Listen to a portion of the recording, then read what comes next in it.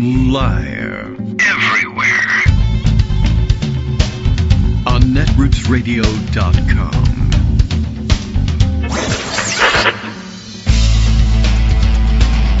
David Waldman. Kagro. In the morning. Now, here's David Waldman. Hey, good morning, everybody. How you doing? It is December 17th, 1789. 2025 at the moment, December 17th, 10 days after Pearl Harbor Day. And I guess it's now, Caracas Day or something like that. Anyway, we might be at war. We might not be at war. We might always have been at war. Apparently, I'm not just alluding to 1984 for no particular reason. Well, I don't know. There's a number of reasons I guess I could be alluding to 1984. Gavin Newsom, I guess, has been reminiscing about 1984 online for whatever reason, going with the hackneyed old line that, Trump really sucks, but the good old days when we had real conservatives like Ronald Reagan, when it was morning in America and everybody loved him. And everybody's reminding him. Actually, we were alive during Ronald Reagan's term in office, and he was kind of a jerk and awfully horrible. And there are many, many reasons to think of him as a horrible president. So go ahead. I mean, you're free to do that. Still, at the moment, anyway, here in this country, maybe not so much about the current president. You might not be allowed to think that. That's entirely possible. Though you may have many reasons to think so anyway. But I say we may already or always have been at war with Venezuela. It's the newest thing. We're getting ready for that. Trump posted on Truth Social for some reason, one, that we may already be at war with them, but that in fact we have a long-running dispute with Venezuela. So you all know now why we might be going to war. This is the part that they've skipped so far.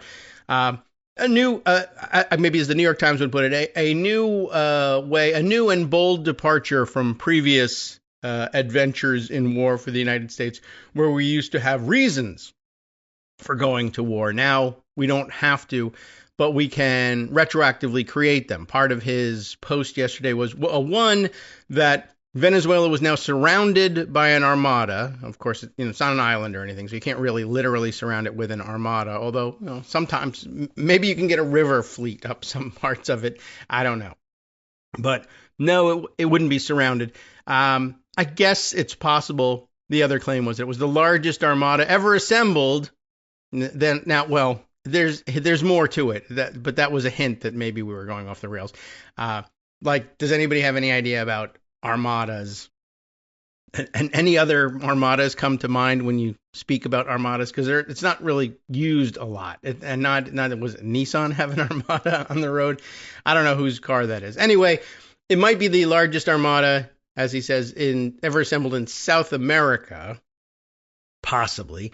But that in addition, the reason we were going to go to war with Venezuela was to settle this long-running score, which he has in his head, and take back the oil and land and, I don't know, something else very valuable that the Venezuelans have stolen from the U.S., and it's now time for us to take it back. And everybody's sort of scratching their heads about this.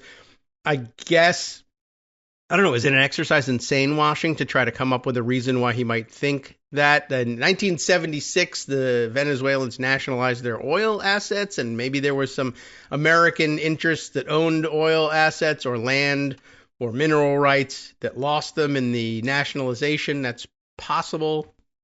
But would it be sane washing to try to nail those things together and duct tape them together so that it made sense? Yeah. So we won't bother, I guess. There's plenty of other things to do, but, like I said, we might be preempted at any moment with war. So I'm sure it'll go really well. Pete Hegseth has announced the other day that he's rushing to get, I don't remember which brand of AI chatbot into the hands of every warfighter on the battlefield in real time. And meanwhile, there's yet another story in the news today that I actually haven't caught up with, but has been lingering in the news for some time. But I guess something new broke in which another maniac was driven totally insane by a ChatGPT conversation, which told him he should murder everybody. And well, that's not it's not without its place in the hands of a warfighter on the battlefield, I suppose. The part about being paranoid that the people who are supposedly on your side and who have your back are in fact the ones trying to kill you, I think could be, I would say, probably more dangerous for, as they like to say in these arguments, unit cohesion than like if you found out that one of the people was maybe transgender or something like that. But, you know, 6 of one, half dozen of the other. All right, Greg Dworkin is on hand, and I guess because we're reminiscing and having a throwback day, we'll go with the original fanfare that nobody liked because nobody also likes war with Venezuela. Good morning, Greg. We all like Greg though, and today Greg is a cow, and I'll let him explain what he means, what I mean by that. Good morning, Baca. How are you? Oh, I'm fine, thank you. Chewbacca, we'll call you. Chewbacca, cow, and Elmer the cow. In Spanish. Elmer's We're going to do the rest of the show in Venezuelan, everybody. I don't speak Venezuelan, I'm sorry. Okay, so yeah, you're using, again, the fake backgrounds. Today is the Golden Gate Bridge. I say fake. I'm trying to stay warm. Real. It's just too cold here in Connecticut. So this Francisco's Zoom meeting that I have with David to do the show, yes, since the demise of other ways of speaking to him, right, has camera work as part of it. So we don't use Skype anymore. We use Zoom because, like, you have to use something. Yes, everything. And it allows you to do backgrounds, and so I've been just playing with that on the theory that maybe someday we'll do a podcast with camera, but then again, maybe not. I actually showed my regular face. I scared the bejeebus out of David. You know, he's definitely, my God, you look like that. When did you get that old? So I have backgrounds, and I've been using things like tropical islands or San Francisco because, like, it's cold here. And then you could also use avatars. So I tried a puppy, I tried a cat, but I think I'm going with the cow. The cow it is. All right. And why not? Holy cow. Did you hear what happened in Washington this week? That's all we really, All right. Well, it will be interesting. I don't know. Everyone still says pivot to video, so maybe we'll have to at some point. Maybe not. We'll see. So let's start. I mean, there are things happening. There's the Susie Wiles interview in Vanity Fair. More to say about that. There's polling. There's elections. Elections happened. Oh, yeah. It's a Wednesday. Hello, everyone. It's a Wednesday. That means that somewhere there's an election on a Tuesday. And this is from VoteHub, Kentucky State Senate 37. Special elections right outside of Louisville. Right outside of Louisville. Louis. Right? How you doing? Hey, Lou. Niceville. So, fully reported, Gary Clemens, the Democrat, gets 72.5% of the vote. Calvin Leach gets 25% of the vote. That is not a lot. Yeah, that's a low number versus the high number. But how does this area usually vote? And the answer is it was Harris plus 6. Oh, okay. Well, I mean, so this is like a 42-point overperformance. Oh, well, that really is something, isn't it? Right. Okay. In the 2024 election for this very seat. And it is a very seat. It is a very seat. The winner, Calvin Leach, won 39.6% of the vote. The Republican, and David Yates, who is the Democrat, who I guess has stepped down for various and sundry reasons, got 60. So 60 to 30. 38 was 60 to 40. 60 to 40, yeah.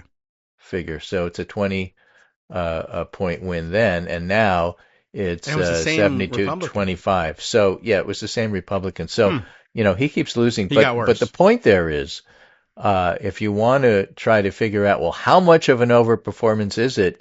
Pick your yardstick. Right? You could compare it to the previous similar candidate running. And this is better, a lot. Or you can compare it to Harris, and it's better by a whole lot. But either way, Democrats continue their overperformance. I think it's good to measure it by Harris because all the others are measured against Harris. I guess so. I don't know. Fairly or not, or Trump, it's a yardstick, so okay. That's the yardstick, so you might as well stick to the same yardstick and get the same measurements all the time. So anyway, it's a good win for Democrats, and at the same time, new polling out. There's always new polling. This is from Marist, which is a very good pollster. 2026 Economic Outlook, December 2025. That's now. Ah, right. So it is. More than 6 in 10 say economy is not working for them personally. Economic pessimism for 2026 is widespread. 61% say the economy isn't working for you. Only 39% say it's working well. Those are the Trumpies. Okay. A majority of Americans, 57%, say when thinking about what's ahead, more pessimistic. While most Democrats and many independents say they have a bleak outlook, nearly 3 in 4 Republicans have a positive view toward the new year. Republicans are tribally fixated on not accepting the truth. Oh. But that means a quarter of them do, and a quarter of them switching is enough, or staying home is enough to sway any election. All right. Right? 61% of Americans express the economy isn't working well for them. Views toward the personal impact, 73% of Democrats and 64% of independents report the economy is not working. Not that many people are compared about the impact of tariffs on family finances compared to the overall pessimism. But the cost of living is excessive, so they don't necessarily tie the stop living then cost of living problems they're having to tariffs, but they do tie it to Trump, which is fine. Okay. They cut out the middleman. Close to 1 in 4 Americans say monthly expenses exceed monthly income. That's bad. Slim majority express dissatisfaction with monthly savings. 3 in 10 expect to save less next year. Majority concerned about being able to pay for health care. Majority think U.S. is in recession. Majority. And Trump's economic approval rating lowest of either term. Overall approval rating at 38%. Look, it would be nice if Trump's overall approval rating was low because of attacks on democracy. And it would be nice if Trump's overall approval rating was low because specifically tariffs or maybe ICE or whatever you want. But the fact of the matter is, it's the economy, stupid. It always has been. It always will be. Yes. And by nearly 2 to 1, more Americans strongly disapprove of how President Trump is doing his job, 48%, compared to strongly approve. Okay. Democrats edge out Republicans as a party perceived to better deal with the economy as a whole. And when you dig down a little further, as Greg Sargent has, only 24% of independents approve of his economic performance. Oh, which is not good. And he also notes Trump's approval is down to 49% among non-college whites, 47% among rural Americans. All right. Lower than it was. It's underwater. So it's erosion. It's eating away at his base. That's the and water. And who better to comment on that than the expert on the Trump base, Marjorie Taylor Greene? I guess so. Who says the dam is breaking within the GOP against Trump. In a CNN interview, the Georgia Congresswoman said Trump's reaction to the death of Rob Reiner was classless, and she didn't see the GOP winning in the midterms, as I said on the Pundit Roundup today. You may think the Epstein files and comments about Rob Reiner's death and response thereof are sort of, non-policy, non-politics, in some ways beneath you. Don't think that. No. Don't think that way. Because when you get down to it, if you go to a supermarket, I do. You're in the aisle. I am. I was. National Enquirer and People are what are featured, not the New York Review of Books, not Foreign Affairs magazine. True. And although, so I don't see the National if these are the things anymore. that make Trump voters turn off on Trump, fine, go with it. Okay. And again, I've quoted this to you before, but I was looking up the source and I found a whole bunch of other ones, put your Nordy earphones on. Because Haley Barbour used to say in politics, good gets better and bad gets worse. And so for Trump, things are getting worse. Okay. But you know what else he also said? No. He said, you can step on your dick, you just can't jump up and down on it. Well, he had a point, you know? I mean, the guy had a point. So he was very colorful, Haley Barbour. He had a lot of things like that. Yeah, all right. Haley, here's a censoring horn for you. Here, editor, you can put that on top of what that guy said. Yeah, it's just a quote. Yeah, no, don't worry about but, it. But get the censor horn out because there's a couple other things we also I like have to do. just, use it. I'll warn you. Sure. Oh, all right. Well, maybe. You don't have to. But okay. Yeah. Don't pay attention to the cow. Just, It wasn't me. It was the cow. Man. It wasn't me. Yeah. Anyway, so all of that is going on in the background. So Trump not popular. Then today we have procedural stuff in the so-called House of Representatives. It's a house. Yeah, it's a house. That part is right. Whether they represent us is unclear because it turns out the Affordable Care Act is quite popular. Yeah. But not with Mike Johnson in leadership, who want to kill it for reasons that I can only describe as misguided. Mm-hmm. They apparently feel that it's a bad thing to do anything that would give Obama credit, and Obamacare is Obama because, like, its name is right in it, even though that's not the official name. Like, not the president. It hasn't been for a really long time. Well, what's that got to do with what the bill actually does, or the law actually does, ACA? And the answer is, we don't care. It's Obama. You got to kill it because, like, Trump says so. All right. I mean, but even if Trump didn't say so, we'd still want to kill it because, God forbid, it would become popular and entrenched, and then we can't get rid of it. Well, that's what's happened. Well, we have to try to strangle and drown it. We can't just outright, kill. We have to poison it so we can be at a distance and say, slow poisoning. I guess. I don't know. They are right, and enormous credit for predicting. Oh no, I know it's very unpopular. It seems unpopular at the moment, but it'll grow on you, and it did, and now they're. But it is also interesting. Well, it'll become political suicide to get rid of it. And so they won't. Well. They may be suicidal. They may be. Figured on that. And who's really upset about it? The moderates. Mike Lawler, Brian Fitzpatrick, leader of the group. He's leader of the so-called problem solvers in the so-called House of Representatives. Yes. Right? And what happened is that there was a Rules Committee vote. Remember, Rules Committee is the Speaker's committee, and usually the committee does whatever the Speaker says, except not with Mike Johnson. In this case, however, conservatives on the Rules Committee decided they would not allow any vote on extending the subsidies to the Affordable Care Act prices that people have to pay, and therefore it's going to expire, and therefore everybody's premiums are going up. And the moderates wanted at least a vote, even if they fail, to say we tried. Sure. And the conservatives wouldn't give them that. And the moderates give in on everything. The moderates have given everything the conservatives ever wanted and every single vote ever.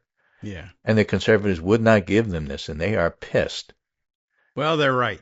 So to be pissed. Brian Fitzpatrick, the leader of the group, is considering what to do. And probably the best write-up I've seen, oddly enough, is Punchbowl News. Sometimes the gossip sheets get something useful. Usually they don't. They are reporting on Republicans. They're pretty accurate about what Republicans say about themselves.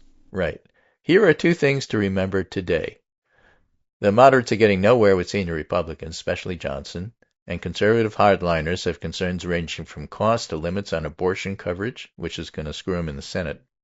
In other words, it'll make the Senate, not agree to anything that Democrats will agree to, therefore you can't pass anything. That's where abortion restrictions come in. So here are two things to remember today. Johnson doesn't want to extend the ACA enhanced premium tax credits at all. He's very much opposed to them. In fact, the entire Republican leadership would like these subsidies to expire, believing that Democrats are to blame for everything wrong with health care. Sigh. Probably not just Democrats, Obama. And if not him, Biden. Right. But if not him, Michelle. Because that's what they do. They blame people. All right. That's true. Right. And remarkably, they get this wrong all the time with things like shutdowns and exactly. They get things wrong all the time. That's really the point here. GOP leaders say their bill, a relatively limited package, should absolve rank-and-file Republicans of any blame for the rising cost of health care. If they really believe that, they're really stupid. Yeah, you can't do that in a bill. We hereby are not to blame. That's not really up to you. Well, no, we'll pass it. And Trump will sign it. True, but it won't help anybody. Everyone will break that law and blame them. The president doesn't sign joint resolutions, does he?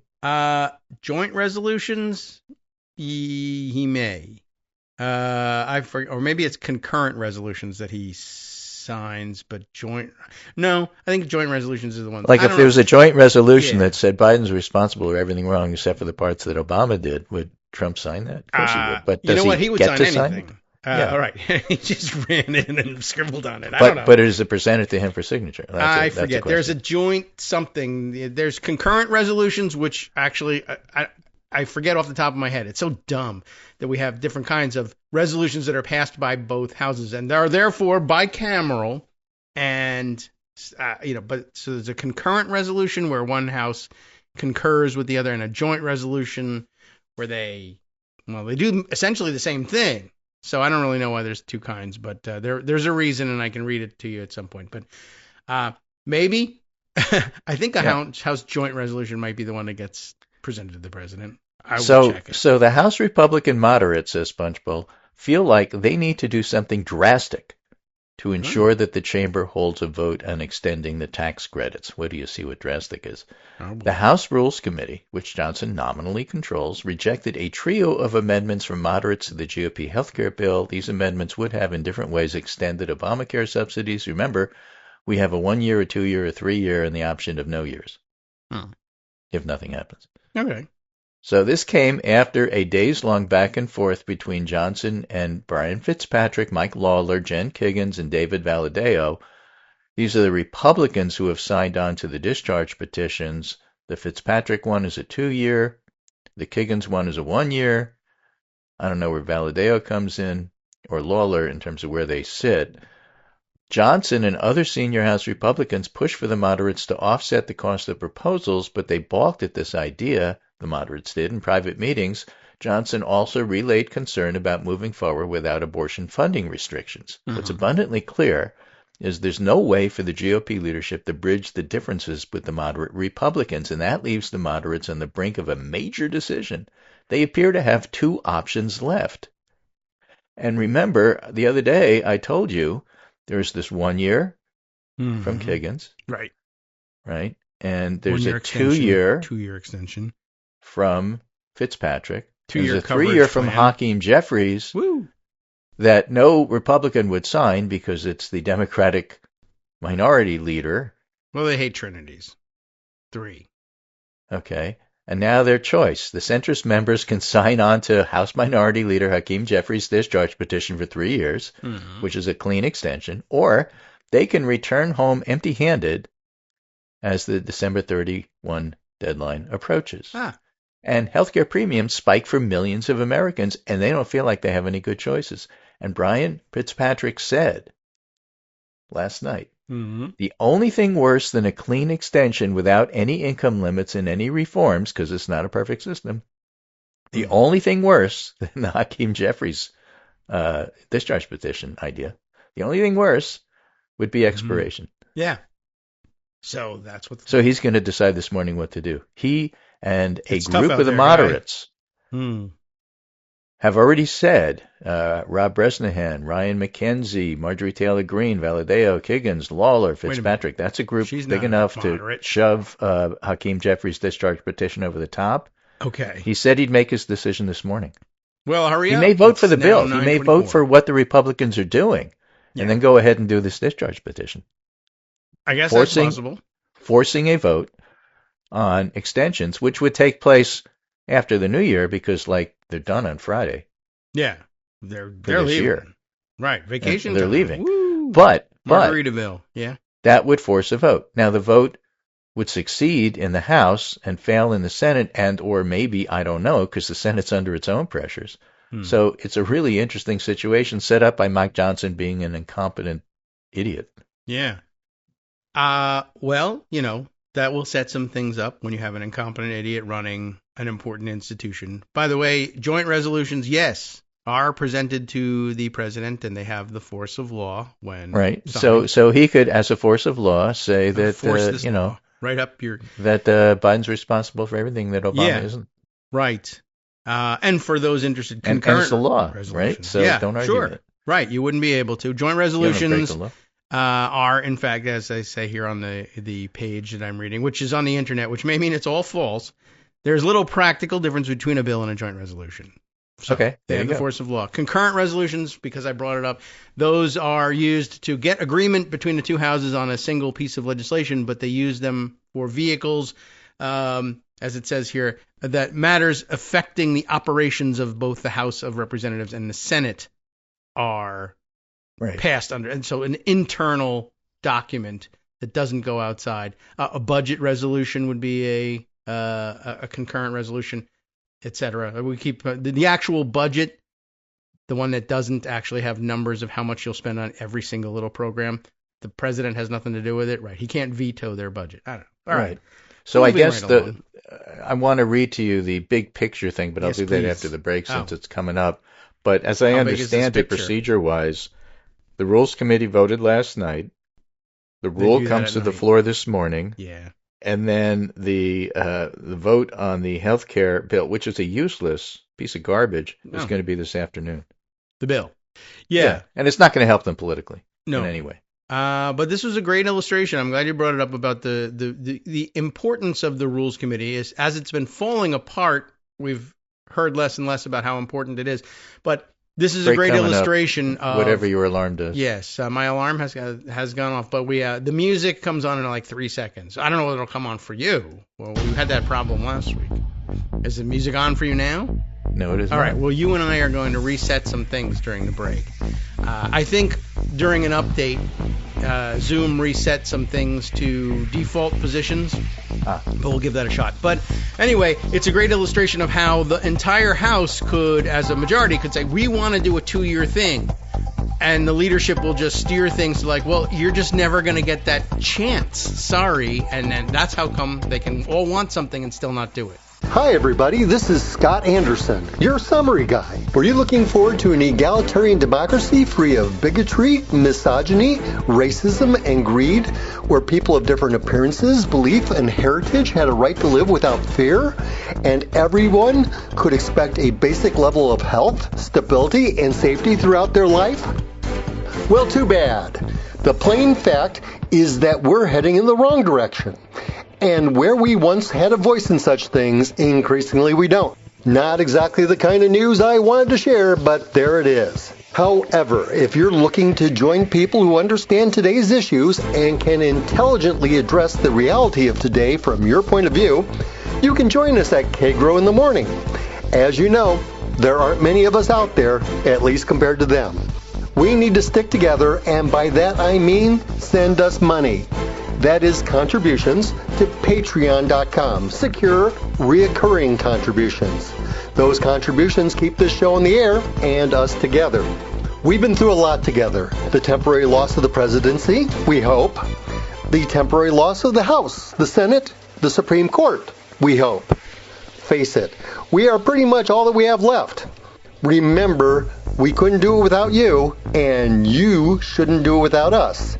We're in this together, so thanks. All right, everyone. Welcome back to the Kagro in the Morning Show here on Netroots Radio. We're trying to work things out in the background. I don't know. I think there was a Zoom update and some settings that we worked very hard to find. I know, and ever since then I turned into a cow. I can't figure it out. Now, the music thing only went away for you maybe last week. Yeah. It's only been a week. So I'm not certain what it is, but that's an important I can hear David's cue. voice, but I don't hear the music that's playing in the background like everybody else does. Right. I hope everybody I else had is used hearing as audio cues to know when to shut up, but no, it's not working. Yeah, well, just you know what? It wasn't working all that well before. Well, that's another story. Okay. Anyway, what is it? Cooperative discourse or whatever. Yeah, there was something about that. There was a whole terminology for it. Right. So when we were leaving, I thought, just in case it didn't make it on air, a great illustration, I think, of how the principle of how he who controls the rules controls the outcome, and how controlling the gavel means you can control an awful lot. As a whole, taken.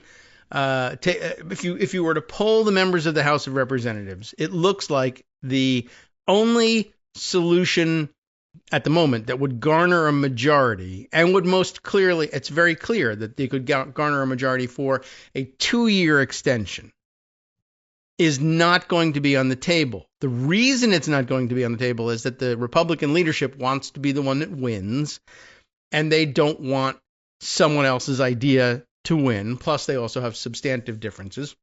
Plus, and so they use the rules committee for this. They don't want to win with Democratic votes. Right. There's all sorts of reasons for it, but what they end up doing then is saying because we know that if the 2-year extension made it to the floor, everybody would vote for that, and they would reject our idea, and they might also reject Hakeem Jeffries' idea, but our main concern is they would reject our idea and accept a Democratic idea or Democratic/moderate Republican idea.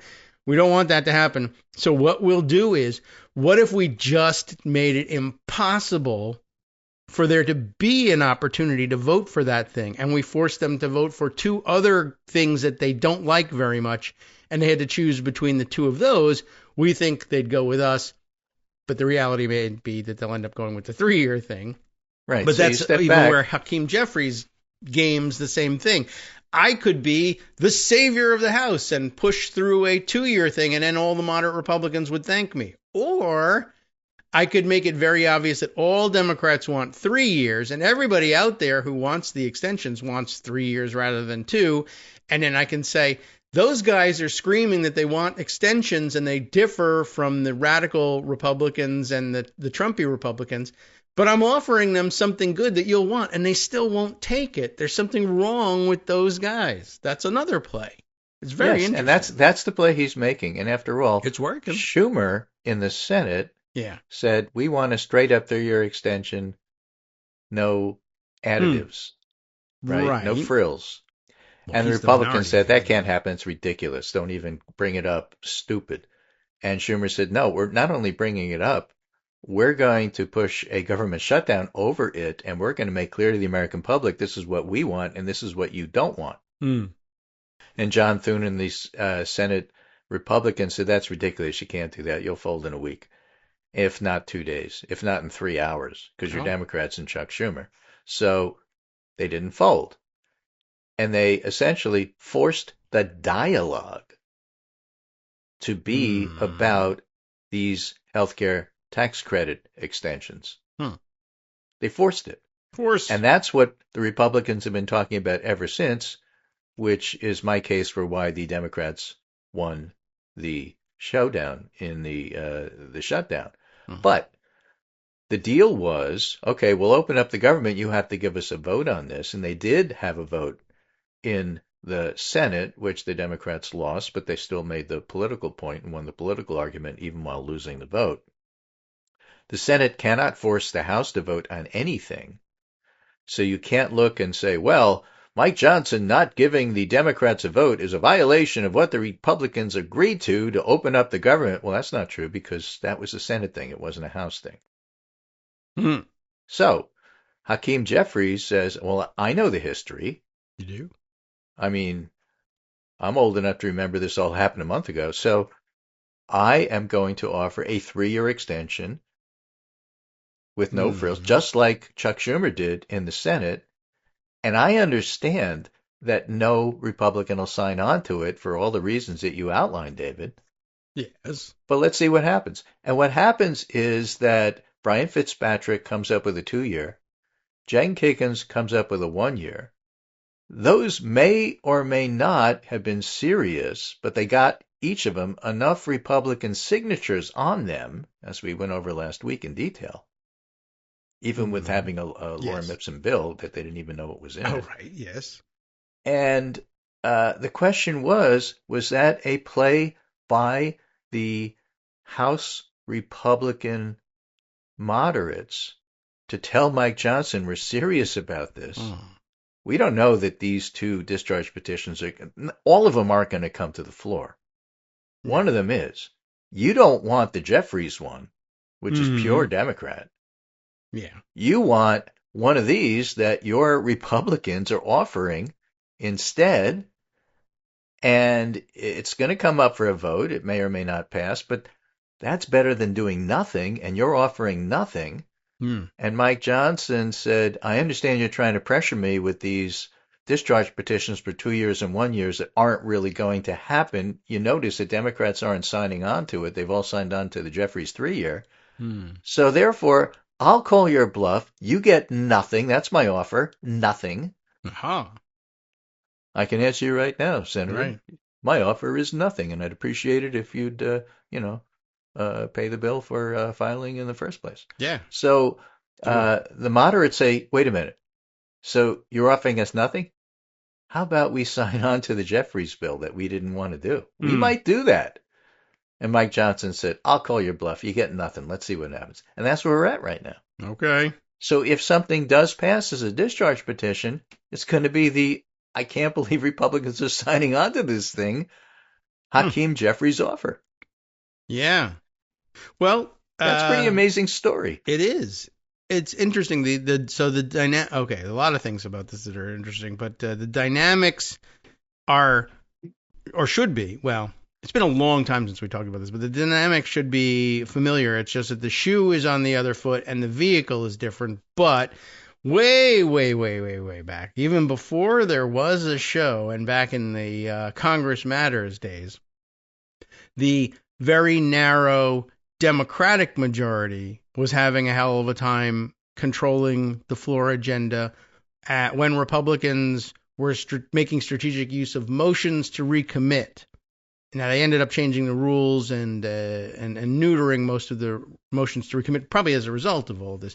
But there was a debate inside the House Democratic leadership about whether or not you should allow moderate to conservative Democrats running in, moderate to conservative districts to vote with Republicans on motions to recommit and thereby demonstrate their independence, but they would occasionally win, which would be something that the Democrats would make it all the way to the floor with a bill, and the Republicans would come with a last-minute, usually poison pill amendment, and throw it out there. But there was a rhetorical attraction built into the amendment, something that Republicans thought, well, that makes common sense. It just killed the bill.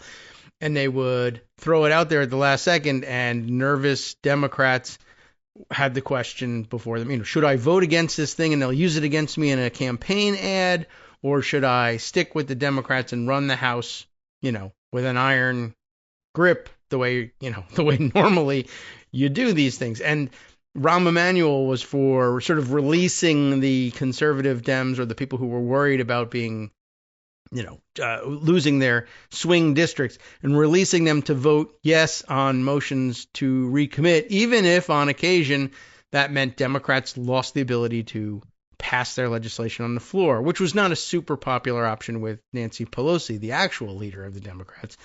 But it was a big fight. And now basically they've just switched vehicles. Instead of using the also very rarely successful motion to recommit, they've switched it over to discharge petitions, which were even less likely to pass back in the day. But when the majority is this narrow and your speaker this ineffectual, you basically end up with the same thing, but in a different form.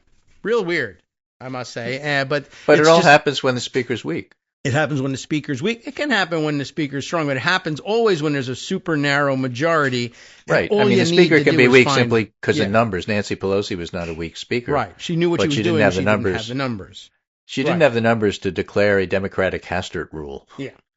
Right? Right. If you have 70 plus extra votes, you can say we're only doing a majority of the majority. When you have 4 extra votes, it doesn't work so well. Right. So it's a dynamic of having a very, very small majority, and then it's a question of, can you keep your caucus or conference, as the case may be, together most of the time, and can you do it whether it's through smart legislation, wise policy or strategy, or brute force? Can you do it? And one or the other will work, but Mike Johnson has none of them available to him. Right. The only thing Mike Johnson has is, can Trump squeeze people to do what Trump says? Right. Yes. And Mike Johnson is simply trying to do what Trump says. There. And that worked at the beginning of the year, but now that Trump is losing his mojo and he didn't have the juice, it's not working.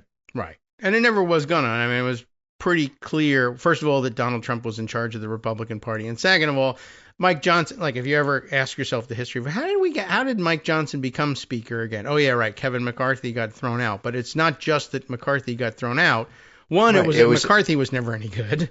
Right, but it was also an anti-Scalise, anti-Jim Jordan vote. Right. No one really wanted Mike Johnson to be Speaker. It was just a matter of, well, we don't want McCarthy. We're going to throw out McCarthy.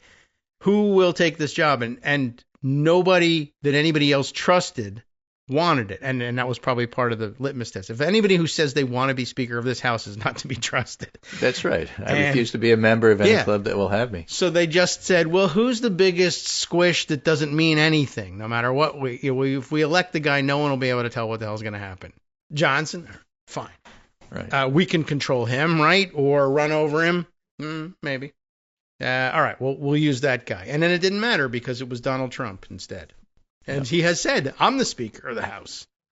Well, that's why the first 100 days matter still, even now, even with changed non-precedent following politics. Nonetheless, you get political capital, you spend it, you run out of it, and then you can't do stuff, and that's where we're at. And it's just that usually that happens after the midterms. It's just that it happened now because of all the specials. Right. And I guess that's interesting. For people who have ever wondered, well, what is it about? There's nothing in the Constitution. 100 days. Why is it 100 days? That's just basically the attention span of people to like, oh, yeah, we have a new guy. Is he any good? FDR did it. And then you just go, I mean, he put the number to it. It could have been 90 days. Susie Wiles wanted 90, as a matter of fact, in the article, as it turns out. But okay. So I want to talk about this Punch Bowl piece here because it had an ending to it, which I think is important to sum up all of what we were talking about. Yes, please. And they, of course, call it the big picture because that's what you're supposed to do. The big picture is one of those things you say when you want to summarize what's happening. I'm very important. And this picture is big. Yeah. Yeah. Let me just turn that off. So I have to take this call, but today I'm going to remember, I think. Oh, yeah. You try muting. To mute. Yeah. So let's try it. If you don't, I'll hang up on you, and then you can call back if you have time. All right. Well, so far I don't hear anything. So that's good news. All right. Yeah. Just press all the possible mute buttons. What is this called? Is Mike Johnson calling? Is Donald Trump calling? Who would you take? Oh, as it turns out, it was not a big deal, but it was, I think, car repair last time. So maybe it's the same thing this time. Anyway, yeah, very interesting stuff. And I think, right, the 100 days, just back to that, the idea being that's about the time, or was the amount of time that people were able to sustain attention for a new administration. But that was back in the day when, basically all your news was on the radio. There wasn't television. There certainly wasn't 100,000 channels to distract you, and certainly no internet or murder bots that lied to you. So everyone was able to focus their attention for a lot longer. I don't think they were really able to keep their attention on it for 90 or 100 days, but I think as attention began waning, probably somewhere closer to like the 60-day mark, FDR, said, well, if we say that we're going to accomplish our agenda or the vast majority of our agenda in the first 100 days, 100, that's a number people can kind of grasp. And it's gotten to be about 60 and they're kind of bored, but all right. It was basically a news hook, right? Well, you got to give me to 100 days as opposed to saying I've run out of steam here at 50 or 60. And I don't even know if they could normally make it to that. I mean, radio was a pretty engaging medium, easily distracted. It's just an interesting artificial thing. Susie Wiles, I had mentioned in the Vanity Fair piece. We read the New York Times summation of the Vanity Fair piece, and I read the Vanity Fair thing afterwards. I don't think we missed much by not reading it. I think the New York Times did an interesting enough summary of it, complete enough summary. It was interesting to watch the way they spun it a little bit through their photojournalism, as we mentioned yesterday. But Susie Wiles, the 90-day thing was she says she told Trump, okay, I guess I can't prevent you from doing retribution as your agenda, but let's get it over with in the first 90 days of the administration. And then after that, we won't have any more of that. You can, fulfill your bloodlust for the first 3 months of the administration. But it was also interesting because it was a great illustration of the Susie Wiles doctrine at work overall, which was, all right, I'm going to impose this very reasonable limitation on Trump. Well, first of all, no, you're not. And second of all, he's not going to follow it. And third of all, you probably didn't even try. And fourth of all, although maybe this should have been first of all, your idea of what's a reasonable anything turns out to not matter because you're as crazy as Trump is. Trump has dementia on top of being crazy and delusional. But the profile that emerged for me, not only from the New York Times version of it, but from having now read the Vanity Fair one, is Susie Wiles is no kind of moderate, no kind of pragmatist, no kind of Trump whisperer. It's as bad as if you had had Sidney Powell as chief of staff. She does nothing. She says nothing.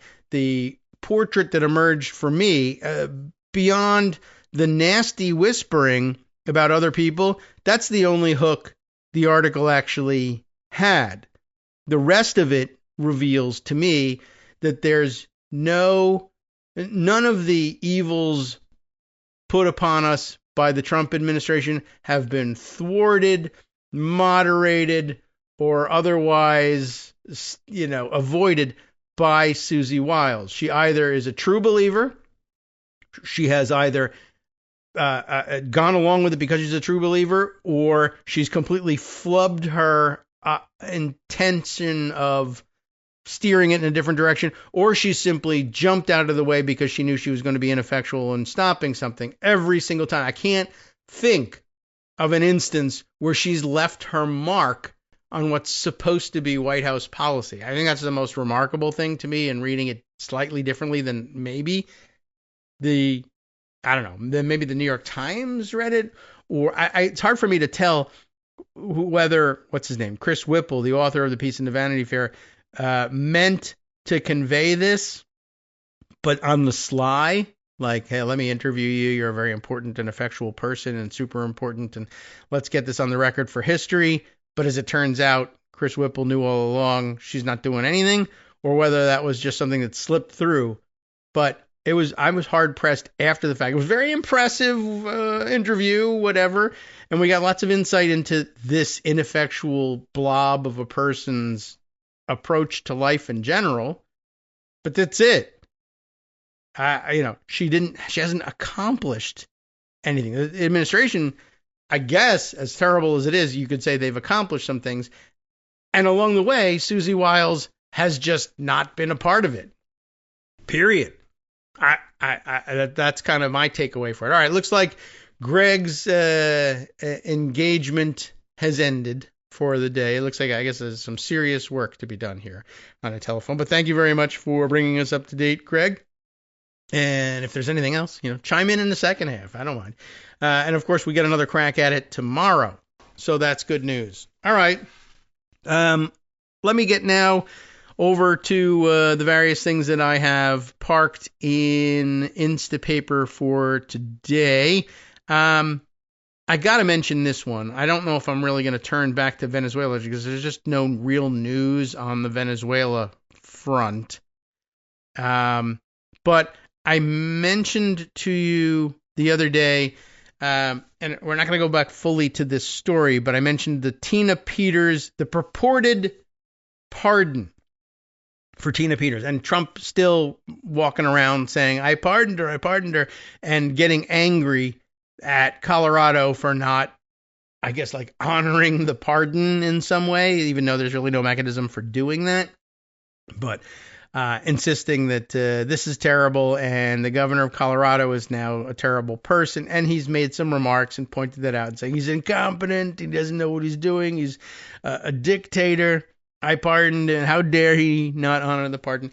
There was news yesterday afternoon, USA Today reporting it, and or at least posting it on Blue Sky. I assume this is a link to their thing, because that's what brands do, right? If the USA Today is going to post it on Blue Sky, it's going to be a link to one of their own articles. And the commentary on the article says it's an exclusive, so now it will definitely have to be their thing. The Trump administration is moving to dismantle the National Center for Atmospheric Research in Colorado, according to senior White House officials, or a senior White House official anyway, taking aim at one of the world's leading climate research labs. Now, I don't know anything about the National Center for Atmospheric Research, whether it's in Colorado or elsewhere. I assume the atmospheric research is anywhere in the world, but the institute, of course, is in Colorado. There's a picture of a building. That's how I know. Well, that's not how I know. That's why I assume it. It is linked to their piece, which is titled "Trump Moves to Dismantle Major U.S. Climate Research Center in Colorado." And at first, I saw it, said, all right, duly noted. That's terrible. It's probably really bad and has repercussions. But my guess is it's happening because Climate Research Center. Trump almost certainly hates climate research, period, and hates centers that do it. But I'll tell you the news, and there are some other very interesting views on it. But I want to mention Josh Marshall's note on this from just after midnight last night.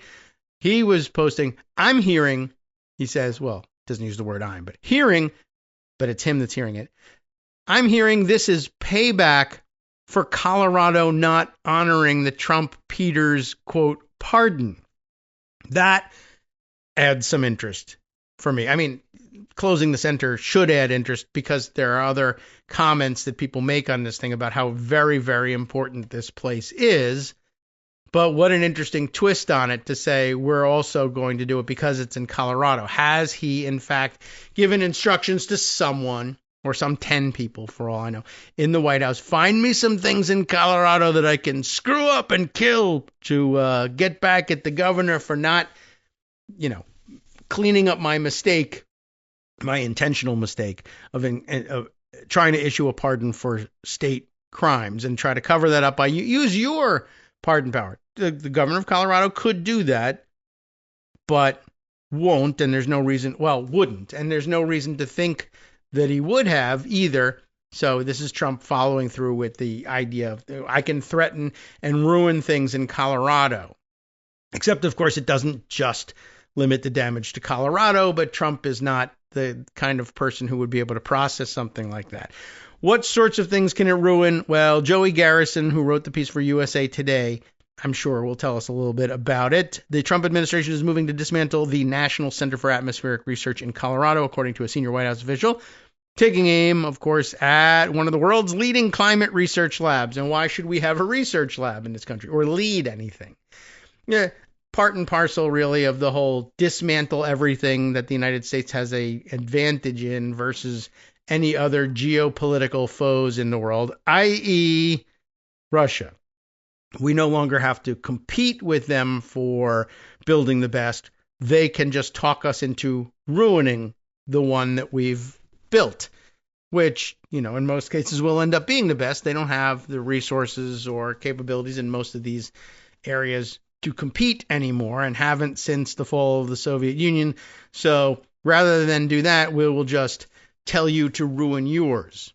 It's just a different twist on the same plot, the same subject. Just as the murder bots, it turns out, are not expensive. I presume they would have been expensive in the Terminator universe, right? Skynet, why would it go through the trouble of building killer robots to wipe out humanity when instead it could just have ChatGPT tell us all to kill ourselves? Much cheaper and probably just as effective. So why bother doing that?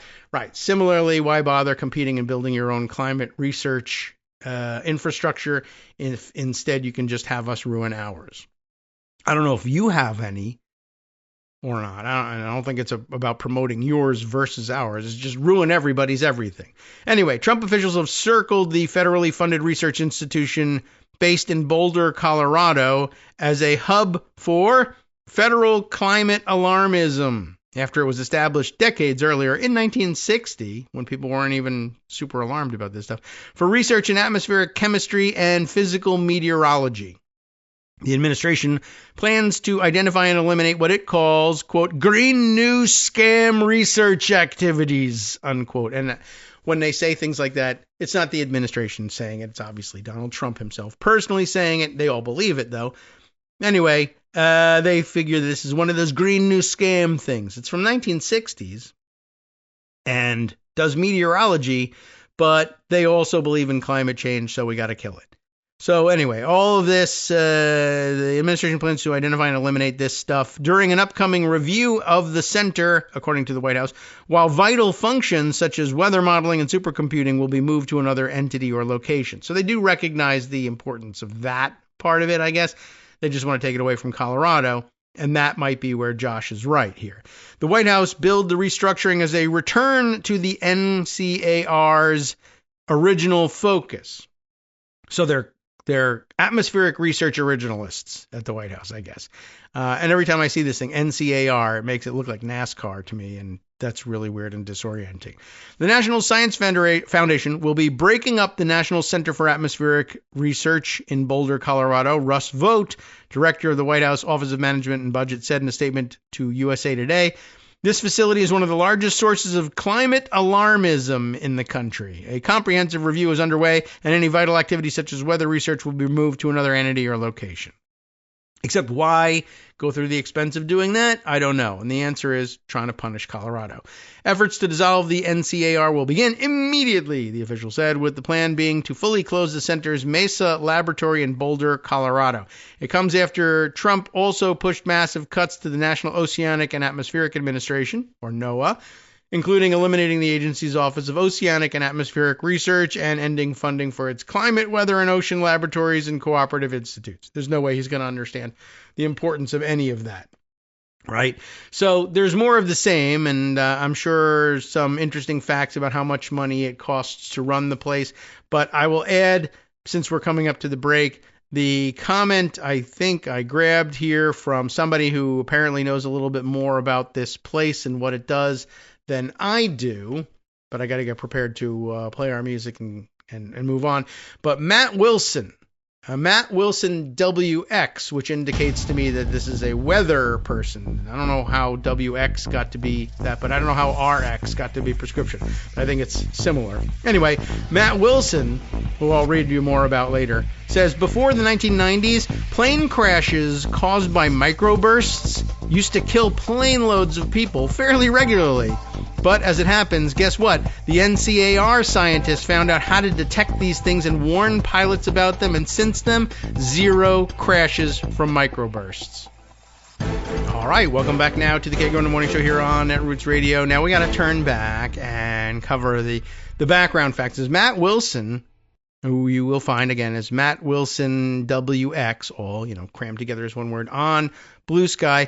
He describes himself as a generic Boulder meteorologist, if there is such a thing. But let's see. Anything else we want to add to this? I don't know.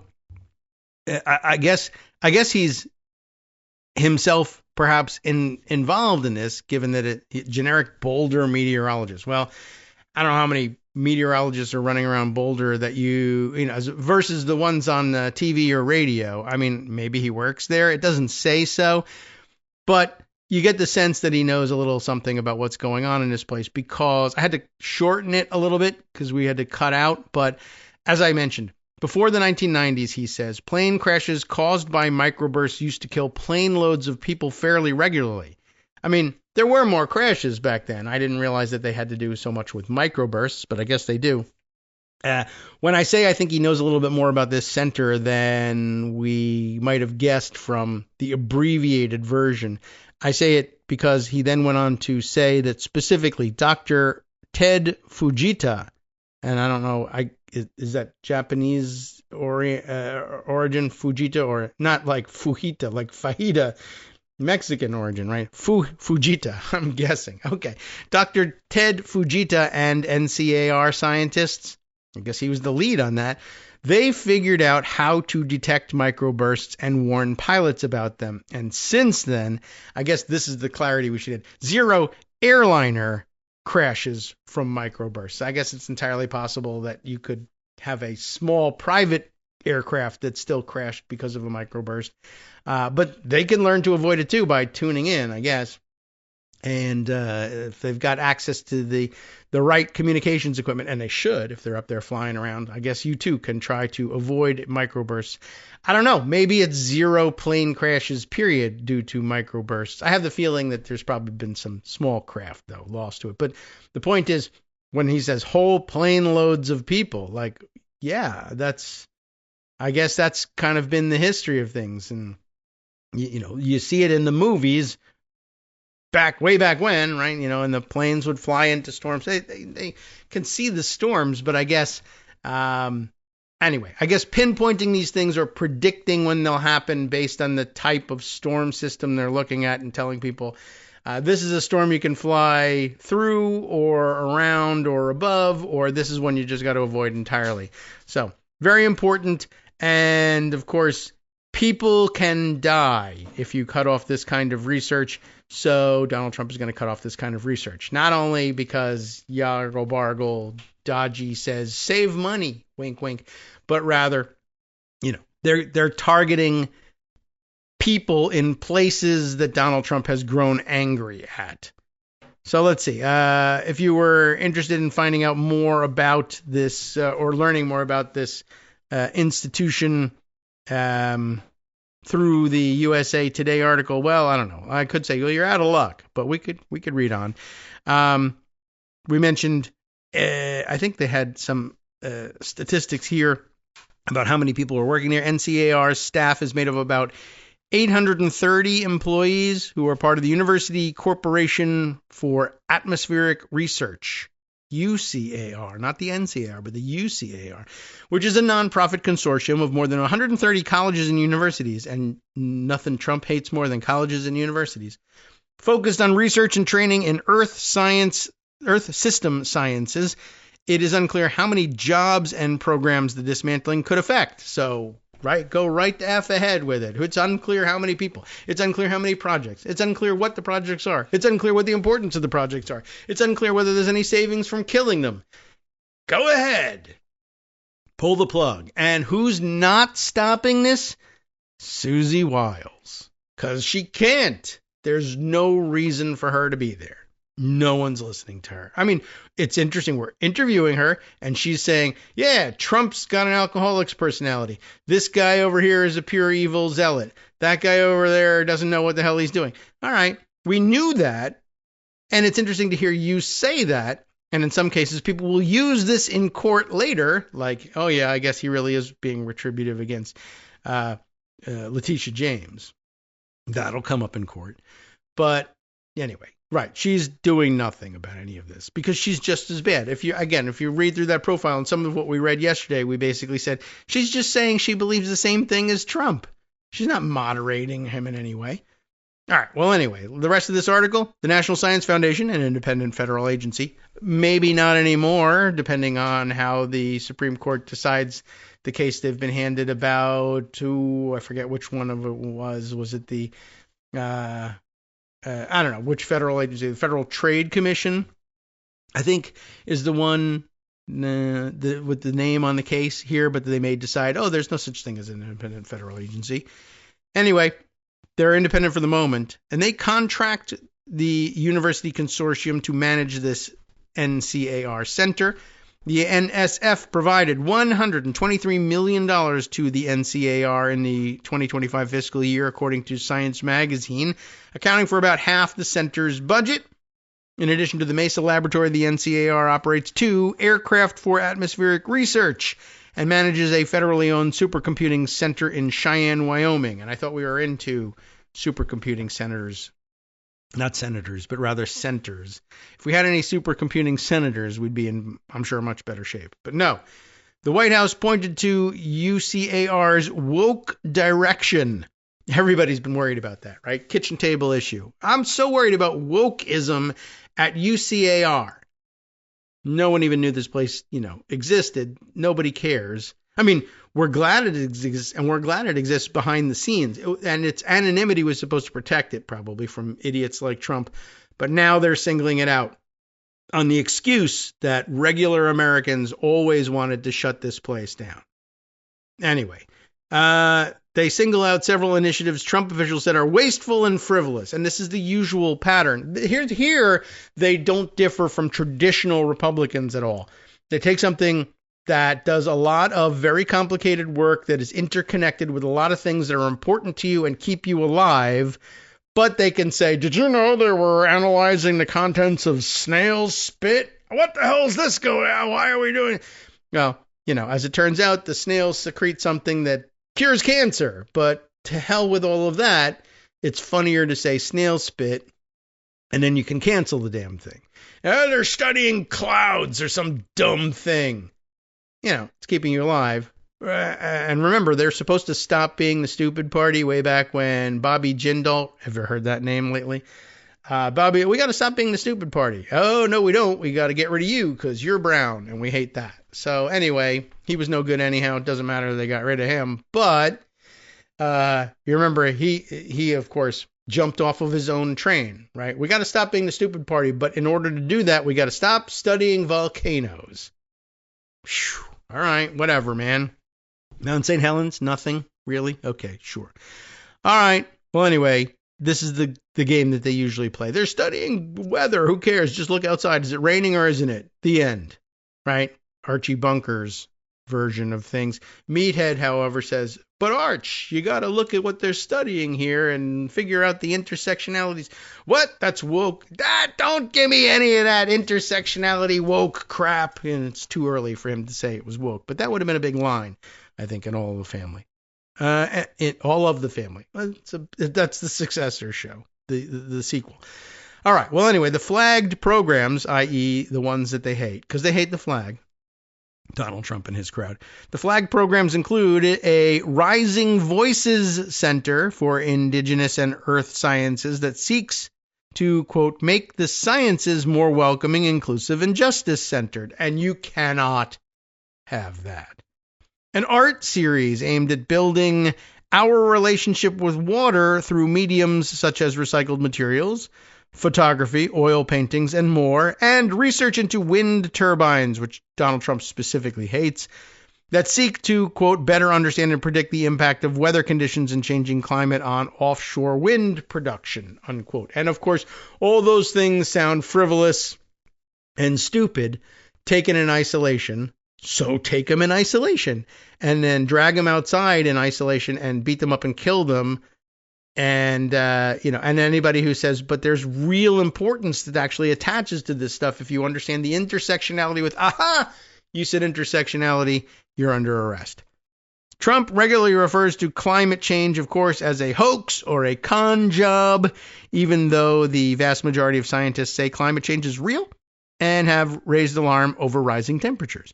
Temperatures in 2024, in case you were wondering, were the hottest on record, and the heat in the uppermost layer of the ocean was also a record high, according to the national, you remember, NOAA, which he also hates, and the National, have you heard of these guys? Aeronautic and Space Administration, NASA, which probably killed that too. Anyway, the move to break up the NCAR comes after the Trump administration earlier in the day announced the cancellation of $109 million of environmentally focused transportation grants in Colorado that sought to boost electric vehicles, rail improvements, and research into hydrogen and natural gas-powered trains. And then, at the very end, down here, well, not the very end, I guess midway through, they mention just what Josh Marshall was saying. Trump has sharply criticized Democratic Colorado Governor Jared Polis over his state's imprisonment of Tina Peters, a former county clerk in Colorado convicted of multiple crimes for letting someone access data from a secure voting system in an effort to prove baseless 2020 election denial conspiracies, which is all true and is a good encapsulation of what happened. But, it would be better for everyone if they retold the whole story. There's just no room for that. We have heard that story, thankfully. But everybody else needs to, because it was much more than just, letting somebody access. They broke into a secure facility that it was her job to keep secured because she thought it's okay if I break in. I have good intentions, which is a huge abuse of power, which is why you got sentenced to 9 years. Trump last week called Polis an incompetent governor and a weak and pathetic man. Anyway, Scientists now reacting to the administration's plan. NCAR is widely known internationally for advancements in the study of weather, including tropical cyclones, the scientists told USA Today as they learned of the latest proposal. I'm wondering whether the planes that they have, are those like the Hurricane Hunter planes, or are those controlled by somebody else? I don't know. But anyway, they're all heroes. GPS, drop sondes. That's what it says. D-R-O-P, drop. All one word here. S-O-N-D-E-S. Are those like sonic devices that you drop into, who knows where? GPS drop sondes. Am I saying that correctly? The expendable tools dropped from aircraft into the eye of a hurricane. I guess we are talking about those guys. To gather critical data. Were developed at NCAR, said James Franklin, a retired chief of the branch of hurricane specialists at the National Oceanic and Atmospheric Administration's National Hurricane Center. These names are getting crazy. You want to improve government efficiency, shorten these names. And basically, I wonder, are these like the little pods that they had in Twister, right? In little balls that they filled the canister with, Dorothy, and they were going to throw them up into the tornado as well? I wonder. Anyway, the drop sondes revolutionized the understanding of tropical cyclone structure and improved forecasts, Franklin said, so get effing rid of it. Many of the big advances in weather prediction originated at the Atmospheric Research Center, said Daniel Swain, a climate scientist with the University of California. Oh, who could be a bigger target for Trump than a climate scientist at UC? He's been a research partner with NCAR since 2018, but is not an employee. The advances include severe weather warnings, the reduced harm from those earlier warnings, and looking at the economic impacts of what tomorrow's weather or weather for a few days from now might bring, he said. Real reasons for having this stuff. Roger Pilkey Jr., a senior fellow at the American Enterprise Institute, spent a third of his career at NCAR and continues to study climate science and extreme weather events from Boulder. He's vocal in his concern over climate alarmism and the politicization of climate science and weather disasters. But even though he considers NCAR, UCAR far from perfect, Pilkey told USA Today on December 15th that it's a crown jewel in the U.S. scientific enterprise and deserves to be improved, not shuttered. If the U.S. is going to be a global leader in the atmospheric sciences, well, it's not. Then it cannot afford, the opposite, in fact. It cannot afford to make petty and vindictive decisions based on the hot politics of climate change, he said. That's true. And it's important. But that may or may not be the main driver of Donald Trump's vindictiveness in all of this. I think it's a small part in it. Is he being petty and vindictive? Yes. But there's an overarching reason why he, there's an overarching reason for it, but that would indicate that he's got an overall strategy that I don't think he necessarily has, but there's another reason why he thinks it's beneficial, or at least okay, for him to be petty and vindictive in singling out Colorado. And the immediate reason for his doing that, of course, might be Tina Peters. But now, this is my way of segueing over to another thing that I put aside for you that's a long-ish read, but has to be included in our discussion. Let's see. And that is Ann Applebaum, circulating her piece from The Atlantic, the latest, and I think there's a gift link in the offing, so we might actually be able to read it in its original form. Oh, yes, but it's expired, of course. It lasts like 10, 15 seconds, but I think maybe the link will work for you. But you know what? I don't know whether it's better to try and read it in the Instapaper form, or if I have just a second here and I can look for Ann Applebaum and scan through her latest postings, I might see another gift link to the piece she was discussing. But yeah, here we are. And she summarizes it this way by posting it on Blue Sky. If we can't even identify our enemies, then how can we fight them? Well, Okay. That's a good question. And then, hinting at the theme of the main piece here, Trump's national security strategy, we've been reading about that in the last couple of days, is the longest suicide note in American history. You see with the segue I'm trying to make here, which is, yes, let's dismantle our world-leading scientific capacity, but say it's, or hint that in the immediate sense it's being done to punish Jared Polis for not doing the pardoning work that Trump can't do for Tina Peters. But it's an acceptable thing to do because there's also an overarching long-term program to just ruin everything in the United States. And why? As part of our political union with Russia, of course, to own the globalists. At least that's the way I describe it. And here's how Anne Applebaum describes it. I just wanted to put this in the file of political union with Russia to own the globalists. The longest suicide note, as she says, in American history. The Trump administration's new national security strategy targets liberal democracy itself, she writes. And it goes like this. Last year, a team of American diplomats from the State Department's Global Engagement Center, and I'm sure that's been destroyed, traveled to 24 countries and signed a series of memoranda, along with their counterparts in places as varied as Italy, Australia, and Ivory Coast.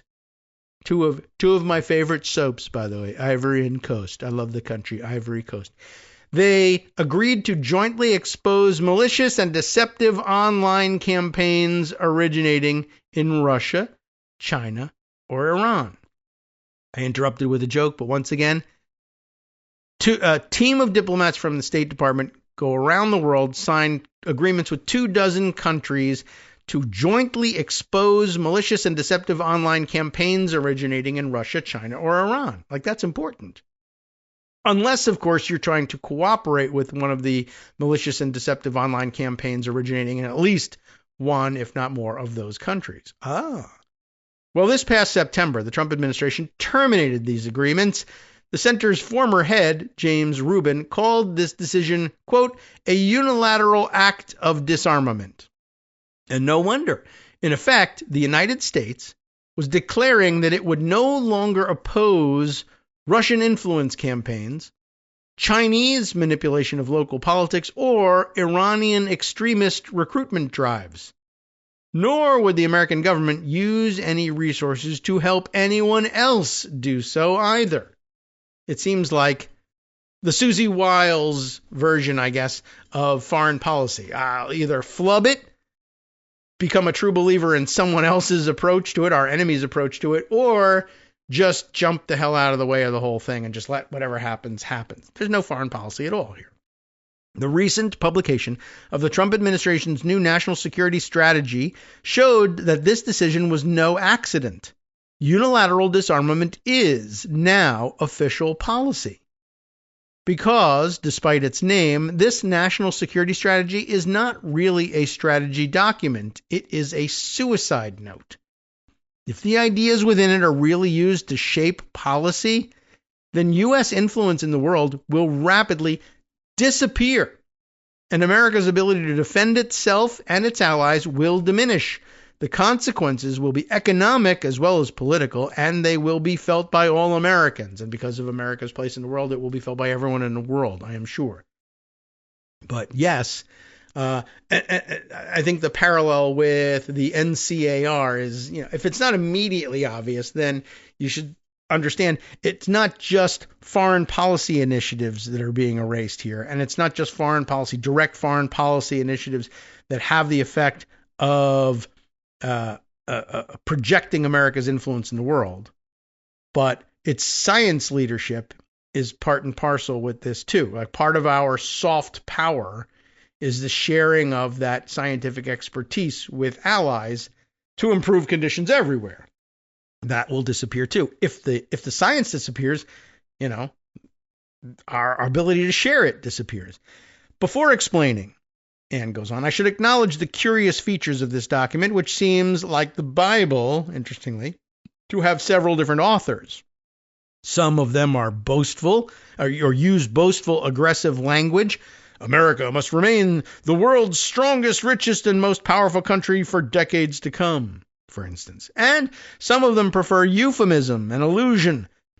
Sometimes these different authors contradict one another, proposing to work with allies on one page and to undermine allies on the next. The views expressed in the document do not represent those of the entire U.S. government, the entire Republican Party, or even the entire Trump administration, if there is such a thing. And of course, Susie Wiles would exempt herself from it because she doesn't do anything. The most noteworthy elements seem to come from a particular ideological faction, Stephen Miller, I think, one that now dominates foreign policy thinking in this administration and may well dominate others in the future. The one genuinely new and truly radical element in this faction's thinking is its absolute refusal to acknowledge the existence of enemies or to name any countries that might wish America ill. It's not so much that they don't want to acknowledge we have any enemies or they just think everybody's friendly. It's that they know it's a little premature to be saying, actually, Russia's good and our friend now. And they don't want to say so. They mean it, but they don't want to say it, I don't think. Anyway, this is a major departure, by the way, from the first Trump administration. The 2017 National Security Strategy spoke of creating an alliance against North Korea. That made sense, right? Noted that Russia is, quote, using subversive measures to weaken the credibility of America's commitment to Europe, undermine transatlantic unity, and weaken European institutions and governments. And it observed that China is using economic inducements and penalties, influence operations, and implied military threats to bully others. The 2017 Trump policy team also observed a, quote, geopolitical competition between free and repressive visions of world order. Traditional stuff. But I want to go back to the one at the top here. The second one. The 2017 National Security Strategy noted that Russia is, quote, using subversive measures to weaken the credibility of America's commitment to Europe, undermine transatlantic unity, and weaken European institutions and governments, because this one makes it American policy to use subversive measures to weaken the credibility of America's commitment to Europe, undermine transatlantic unity, and weaken European institutions and governments. I will also point out this was a 2017 document, a year after we discovered that, well, it was the same year we discovered it, but a year after we recorded the House Republican leadership, once again, I go back to this conversation, saying we've just been warned by the Ukrainian Prime Minister of Russia's use of subversive measures to weaken the credibility of America's commitment to Europe, undermine transatlantic unity, and weaken European institutions and governments. And we find it to be dangerous and maniacal. And guess who's the only one standing up against it? Us.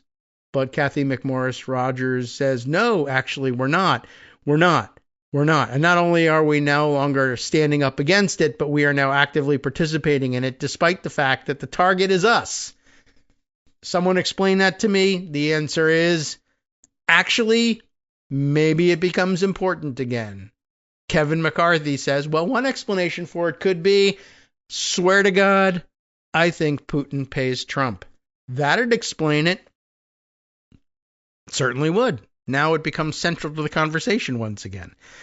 Back to Ann Applebaum's latest, though, the second Trump administration can no longer identify, or at least won't, identify any specific countries that might wish harm to the United States. Well, that's not really the case. But it won't identify by name anymore the people who we've traditionally identified as countries that might wish harm to the United States, because we're trying to curry favor with them now instead and align with them. So they can no longer identify any specific countries that might wish harm to the United States or any specific actions they might be taking to do harm. A decade's worth of Russian cyber warfare, political intervention, and information war inside the United States goes unmentioned. Russian acts of sabotage across Europe, Russian support for brutal regimes across the Sahel, is that right? Sahel region of Africa. And, of course, Russia's invasion of Ukraine aren't important either. None of these Russian acts of aggression gets a mention, except for the war in Ukraine, which is described solely as a concern for Europeans. Even more strangely, China appears not as a geopolitical competitor, but largely as a trading rival. It's as if Chinese hacking and cyber war did not exist, as if China were not seeking to collect data or infiltrate the software that controls U.S. infrastructure. China's propaganda campaigns and business deals in Africa and Latin America, which could squeeze out American rivals, don't seem to matter much either. The new document makes only a vague allusion to a Chinese economic presence in Latin America and to a Chinese threat to Taiwan. Doesn't even get a passing mention in the national security strategy. Taiwan? Hi, everybody. It's me, David, still your host for the Kagro in the Morning Show after all these years. Thank you for all your continuing support for the show.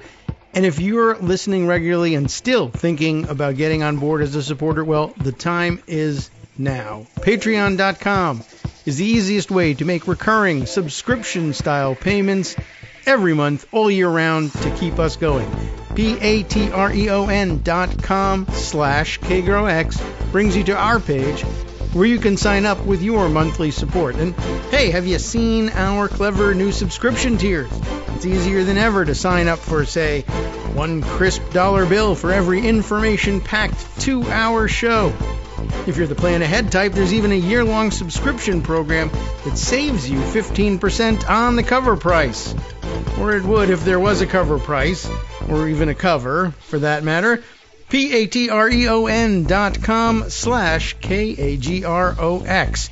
Thanks again for all your support. All right, welcome back now to the Kagro in the Morning Show here on Roots Radio. So we were just in the middle of reading Ann Applebaum's piece, and I'm going to finish it because I think it's important, but we were pointing out other holes in the current national security strategy, like not mentioning, any of the traditional adversaries that the United States faces for projection of its power around the world, and that China is recast essentially as a trade rival rather than a geopolitical rival. Not even a mention of Taiwan, or only one vague allusion to the threat to Taiwan, which seems interesting. When discussing this latter possibility, Taiwan, the authors drop their swaggering language about American power and slip into bureaucratese, saying only the United States does not support any unilateral change to the status quo in the Taiwan Strait. That's minimalist, to say the least. Anyway, other rivals and potential sources of conflict get no mention at all. North Korea has disappeared. That is odd. Iran is described as greatly weakened. They need to be able to say that, of course, because Trump has insisted that he's basically disarmed them with the questionably effective strikes on their weapons production capabilities. Islamist terrorism, no longer worth mentioning. How do you leave that out? I thought that was like a central tenet of MAGA. The Israeli-Palestinian conflict is still, quote, thorny, but thanks to President Donald Trump, quote, progress toward a more permanent peace has been made. Hamas, they figure, will soon fade away. The American troops who are still fighting in Somalia and Syria, and in some cases dying there, are ignored as if they didn't exist at all. Support the troops. But if America has no rivals and expects no conflicts, then neither the military nor the State Department nor the CIA nor the counterintelligence division of the FBI needs to make any special preparations to defend Americans from them. The document reflects that assumption and instead directs the U.S. national security apparatus to think about control over our borders, natural disasters, unfair trading practices, job destruction and deindustrialization, and other threats to trade. Fentanyl gets a mention. North Korea, nothing. Fentanyl, yes. Okay. So rather strangely do propaganda, influence operations, and other forms of cultural subversion. They do get a mention, although there is no indication of who might be using propaganda and cultural subversion against us, or how it might be countered, especially because the Trump administration has completely dismantled all of the institutions designed to do so. Hey, that's a weird thing to do, don't you think? But what if this document was not written for the people and institutions that think about national security at all? Maybe it was instead written for a highly ideological domestic audience, including the audience in the Oval Office. The authors have included ludicrous but now familiar language about Trump having ended many wars, a set of claims as absurd and fanciful as his FIFA Peace Prize. The authors also go out of their way to dismiss all past American foreign policy strategies. All of them, presumably including those perused by the first Trump administration. I'm sorry, perused, yes, but pursued is the word we really need by the first Trump administration. In other words, all previous strategy documents are null and void, including our own previous one, as if only this administration, under this near octogenarian president, can see the world clearly. And of course, it's the opposite. But finally, although they do not name any states that might threaten America, the authors do focus on one enemy ideology. It is not Chinese communism, even though that used to be the bugaboo, not that long ago, right? The CCP is behind all of this. No mention. It's not Russian autocracy. It's not Islamic extremism, but rather European liberal democracy. That's the enemy ideology focused on in this national security strategy. As if the Russians had written it for us. Oops, again, weird. They wrote the peace plan. They wrote, what was the other thing that they wrote the other day? I don't know. I forget already. And now this one too. Or maybe this was the one that we were talking about the other day that they wrote. Isn't that something? I guess I've come around to the same conclusion. Confirming my priors. This is what this radical faction really fears. People who talk about transparency, accountability, civil rights, and the rule of law. Not coincidentally, these are the same people whom the MAGA ideologues hate and dislike at home.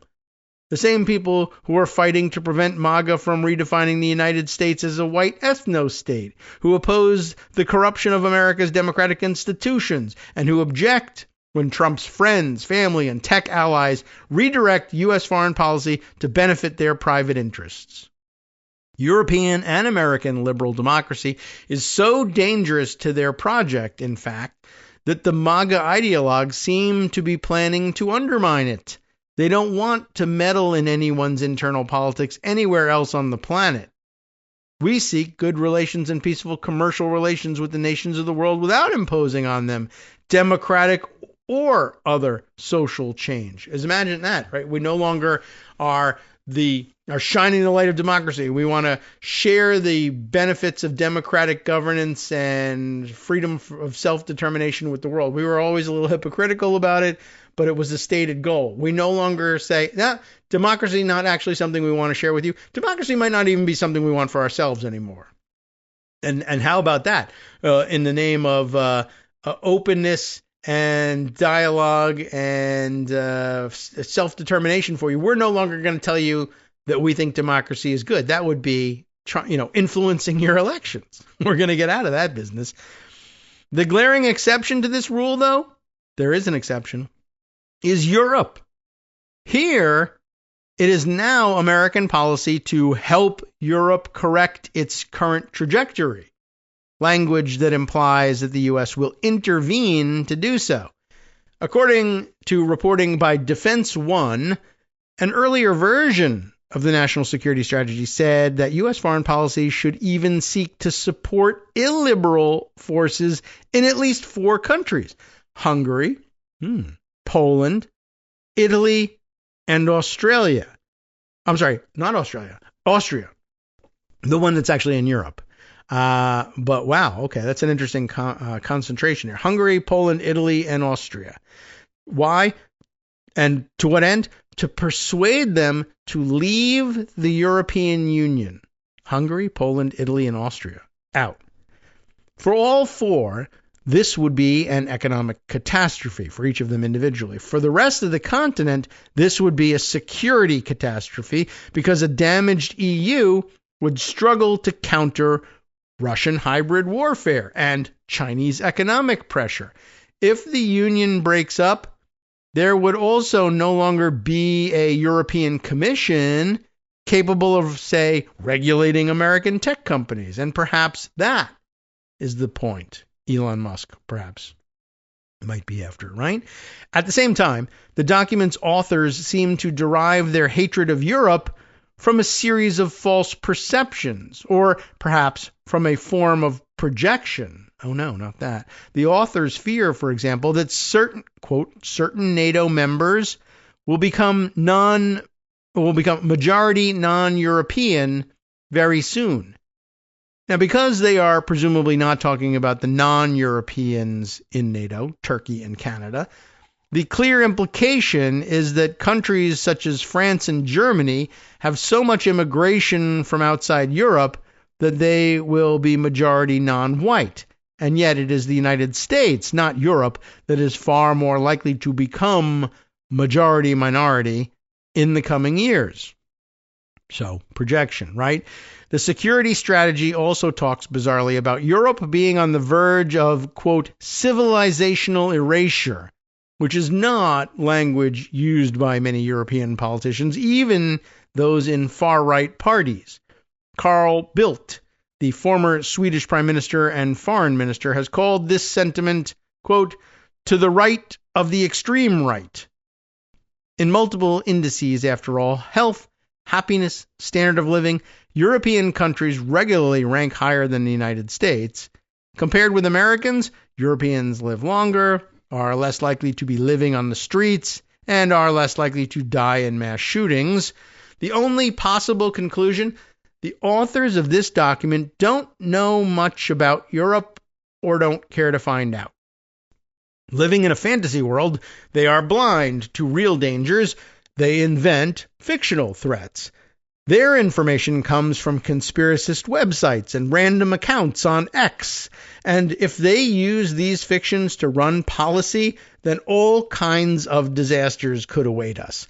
Will our military really stop working with allies with whom we have cooperated for decades? Will the FBI stop looking for Russian and Chinese spies? Earlier this month, the Justice Department announced that it was taking action against two Russian state-sponsored cyber criminal groups that, among other things, targeted American industrial infrastructure. But if our real enemy is civilizational erasure in Europe, then surely we would redirect resources away from this kind of secondary problem and focus on the threat posed by the British Labour Party or the German Christian Democrats. One is tempted to laugh at these kinds of ideas, to express incredulity or turn away, but similar conspiracist thinking has already done real damage to real institutions. Elon Musk believed distorted or completely false stories about USAID that he read on his own X platform. As a result, he destroyed the entire organization so rapidly and so thoughtlessly that tens or even hundreds of thousands of people may die as a result. And I think the numbers will probably, if we're talking about into the future, millions. It may already have approached a million. At the State Department, Darren Beattie, the Undersecretary for Public Diplomacy, has repeatedly and falsely stated that the Global Engagement Center, the ones who ran around signing all the agreements with other countries, dozens of other countries, to expose all of this nonsense, it was those guys were censoring Americans. A fantasy, of course, that he encountered on the internet and that he continues to repeat without proof. As a result, he destroyed that organization, the Global Engagement Center, and ended its international negotiations. He is now conducting an internal departmental witch hunt, trying to find or perhaps invent post hoc evidence for his conspiracist ideas. Some elements of this story are familiar. Americans have overestimated, underestimated, or misunderstood their rivals before, and when they do, they make terrible mistakes. In 2003, many American analysts sincerely thought that Saddam Hussein had weapons of mass destruction. During the Cold War, many analysts believed that the Soviet Union was stronger and less fragile than it proved to be. But I am not sure whether there has ever been a moment like this one, when the American government's most prominent foreign policy theorists have transferred their domestic obsessions to the outside world, projecting their own fears onto others. As a result, they are likely to misunderstand who could challenge, threaten, or even damage the United States in the near future. Their fantasy world endangers us all. Yikes. And that's the end. And it deserves dramatic music, certainly. Though maybe that helps break the tension of it all. But yeah, we seem to be signing it all away, and for no particular reason. I'm wondering now, where do you go after that? But I'm wondering whether maybe another piece that I saw widely circulated this morning from Jamel Bowie might help synthesize all of that. But the national security strategy angle of it and the Susie Wiles angle of it, perhaps all put together here in his piece. The man who rules the country presides over nothing. This may also weave in, if it doesn't, it could. Yesterday's events, I guess, Trump, what was he doing? Hosting the Hanukkah party, I guess, at the White House, during which basically, I don't know, his remarks wandered over to his beautiful ballroom, which we're building. And by the way, the price tag went up to $400 million in his remarks yesterday. But, basically the idea that once again he's distracted by that and presiding over nothing in particular. But I think I would also weave in the Susie Wiles stuff if he doesn't. But let's see where Jamel takes it. There is a presidency at work in Washington, but it is not clear that there is a president at work in the Oval Office. Ask Donald Trump about the goings-on of his administration, and there is a good chance he'll defer to a deputy rather than answer the question. I don't know her, he said when asked about his nominee for Surgeon General, Casey Means, earlier this year. Right. It's something he says about everybody. Why did you pardon that guy? I don't know that guy. Did I pardon him? I have no idea. But about Casey Means, I listened to the recommendation of Bobby, he said, pointing to Robert F. Kennedy Jr., the Secretary of Health and Human Services. Ask Trump for insight into why his administration made a choice or to explain a particular decision, and he'll be at a loss for words. Ask him to comment on a scandal. He'll plead ignorance. I know nothing about it, Trump said last week when he was asked about the latest tranche of photographs released from the estate of Jeffrey Epstein. And by the way, 2 days away from the legal deadline for releasing the Epstein files, whatever that turns out to mean. None of this on its own means the president isn't working or paying attention to the duties of his office, but consider the rest of the evidence. He is, by most accounts, isolated from the outside world. He does not travel the country and rarely meets with ordinary Americans outside the White House. He is shuttled from one Trump resort to another to play golf and hold court with donors, supporters, and hangers-on. Ronald Reagan, recently in the news, took regular meetings with congressional leaders to discuss his legislative agenda. George H.W. Bush spearheaded negotiations with the nation's allies and led the United States to war in Iraq. To whatever outcome, I don't know. And George W. Bush was, for better or worse, the decider, who performed leadership for the cameras as much as he tried to exercise it from the Oval Office. Trump is a ubiquitous cultural presence, but there is no outward sign that he is an active participant in running the national government.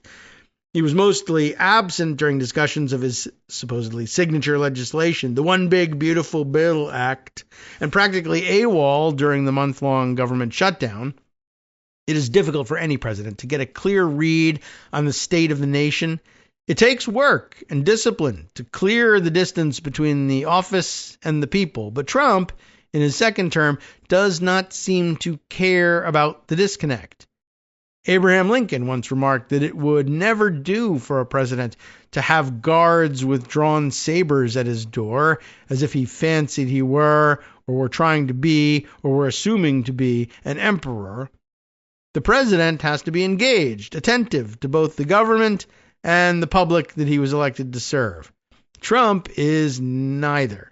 He is uninterested in anyone except his most devoted fans, and would rather collect gifts from foreign businessmen than take the reins of his administration. The president doesn't know, and he never will, Susie Wiles, the White House chief of staff, said in an interview with Vanity Fair, commenting on the work of Elon Musk in the first months of the year. He doesn't know the details of these smallish agencies like USAID, which has now killed hundreds of thousands of people in its absence. Instead, the work of the White House has been delegated to a handful of high-level advisors. Russell Vought, the director of the Office of Management and Budget, is a de facto shadow president for domestic affairs. As one senior government official told ProPublica, "It feels like we work for Russ Vought. He has centralized decision-making power to an extent that he is the commander-in-chief. It was Vought who orchestrated the administration's assault on the federal bureaucracy, including the wholesale destruction of USAID. It was Vought who either froze or canceled hundreds of billions of dollars in funding for anti-poverty programs, HIV reduction initiatives, and research into science, medicine, and technology. And it is Vought who has been pushing the boundaries of executive power as he attempts to turn the federal government into little more than an extension of the personal will of the president, as channeled through himself, of course." And Stephen Miller has, of course, pulled the same trick, at least it did in the discussion about Yemen that was revealed through the incompetence of the idiots who leaked the Signal chat to the Atlantic. If Vought is the nation's shadow president for domestic policy, then Stephen Miller is its shadow president for internal security. Miller, Trump's top domestic policy advisor, is using the president's authority to try to transform the ethnic mix of the country, to make America white again, or at least whiter than it is now. He is the primary force behind the expansion of immigration and customs enforcement and customs and border protection into a roving deportation force. He has pushed both agencies to step up their enforcement operations, targeting schools, restaurants, farms, and other work sites, and detaining anyone agents can get their hands on, regardless of citizenship or legal status. It is Miller who is behind the militarization of ICE, the use of the National Guard to occupy Democrat-led cities and assist deportation efforts, and the plan to blanket the United States with a network of detention camps for unauthorized immigrants and anyone else caught in his dragnet. Traditionally, presidents have had a mostly free hand in the conduct of American foreign policy, but here as well, Trump has handed the power of the presidency over to a set of figures inside and outside of government who are not so much acting on his behalf as they are acting in his stead. Marco Rubio, the Secretary of State, and Pete Hegseth, the Secretary of Defense, are orchestrating a war and possible regime change in Venezuela, while Steve Witkoff, a real estate developer, and Jared Kushner, another one, the president's son-in-law, are busy pushing a so-called peace deal that would give large parts of Ukraine to Russia, rewarding Vladimir Putin for his decision to wage a war of conquest. In his foreword to Theodore Sorensen's 1963 book, Decision Making in the White House, President John F. Kennedy wrote that the heart of the presidency is therefore informed, prudent, and resolute choice, and that the secret of the presidential enterprise is to be found in an examination of the way presidential choices are made. What do we make of a president who chooses not to make these choices? For Chief Justice John Roberts and the conservative majority on the Supreme Court, the answer is to deliver that president an expansive grant of executive power. In a series of decisions on this court's so-called shadow docket, Roberts and his allies have backed Trump's repeated claims to virtually uncontested authority over the entire executive branch. The court has allowed the president to fire officials otherwise shielded by for-cause protections created by Congress, and has signaled quite clearly that it intends to overturn a New Deal-era decision that affirmed the power of Congress to create agencies that are independent of the president's direct control. The theoretical basis for the court's expansion of executive power is the unitary executive theory, devised by lawyers in the Reagan administration, themselves frustrated by the many legislative obstacles to presidential ambition. The theory holds that the Constitution's executive vesting clause, the executive power shall be vested in a president of the United States of America, that's the quote, is a broad grant of inherent authority. This inherent authority, drawn as well from Article 2's command that the president, quote, take care that the laws are faithfully executed, unquote, includes the power to dismiss executive branch officials at will, and maybe even entire departments. But okay, this sounds almost, I would add, this sounds reasonable until you realize that legislative limits on removal are one of the key ways that Congress holds the president accountable. Remember when we had checks and balances? A nonpartisan official tasked with carrying out the public good or investigating executive branch malfeasance cannot do her job if the president can dismiss her at will for any reason under the sun or for no reason at all. Imagine a member of a regulatory body fired because she might threaten the interests of a favored donor, or an inspector general pushed out because he uncovered wrongdoing. Proponents of the unitary executive theory call it necessary for presidential accountability. This is backward. The theory works instead to shield the president from legislative scrutiny, to render him unaccountable except for a single quadrennial election. The accountability moment, as George W. Bush put it, right? This runs against the structure of the Constitution, which imagines not separation of powers, but separated institutions sharing powers. The idea that Congress cannot insulate officials from direct presidential control would shock those members of Congress, among them delegates to the Constitutional Convention who voted to do exactly that in the 1790s when the ink had barely dried on the Constitution. Or perhaps they were mistaken, and it's Roberts and the conservative legal community who understands the true scope of presidential power. Whether or not the unitary executive theory is historically or intellectually grounded, it is undoubtedly true that in the hands of a president such as Trump, greater executive power is less a means to make the government more accountable than it is a license for presidential dictatorship.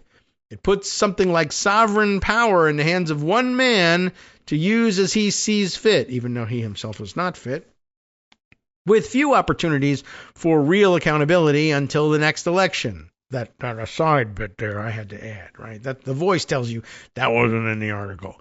Think, though, Bonapartism with an American twist. But there is something ironic at work in this effort to concentrate executive power in the name of constitutional fidelity. It is being done on behalf of a president who is mostly missing from the business of government. The unitary executive lacks an executive. And the president we have isn't unitary. He has given his newfound power away to a small set of virtually unaccountable advisors, insulated from public outcry and indifferent to public opinion. There's a strong argument that far from a grant of presidential power, the executive vesting clause was a simple statement of structure. There shall be one magistrate and not a council of magistrates. This was the subject of real debate during the Philadelphia Convention, and the vesting clause exists to make this clear.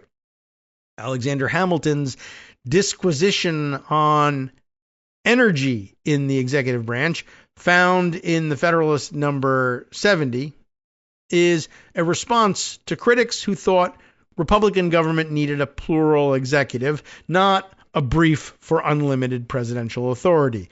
The modern presidency is very different from the one the framers envisioned, but one important aspect of the overlapping systems of accountability and control that emerged over the course of 2 centuries in response to real and difficult problems of governance is that they affirmed and reaffirmed the principle of presidential responsibility that drove the decision to create a single executive. A government with independent and nonpartisan officials is a government that can make clear to the people's representatives in Congress if the president is honoring the public's trust.